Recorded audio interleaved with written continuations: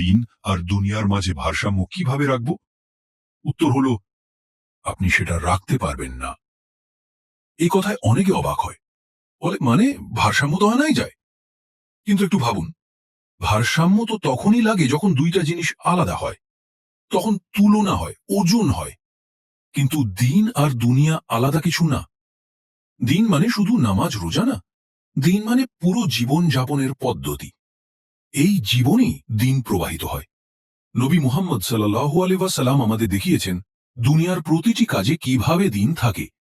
তিনি হাঁটতে হাঁটতে বলতেন আলহামদুলিল্লাহ, উঁচুতে উঠলে বলতেন আল্লাহু আকবার, নিচে নামলে বলতেন সুবহানাল্লাহ, আয়নায় তাকিয়ে বলতেন হে আল্লাহ, যেমন আপনি আমার চেহারা সুন্দর করেছেন তেমনি আমার চরিত্র সুন্দর করুন।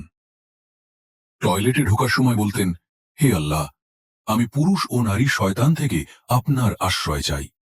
বের হয়ে বলতেন সকল প্রশংসা আল্লাহর, যিনি কষ্ট দূর করেছেন এবং আমাকে আরাম দিয়েছেন। এই সব শুধু কিছু দোয়া না, এগুলো প্রমাণ করে দিন দুনিয়ার প্রতিটি অংশে মিশে আছে।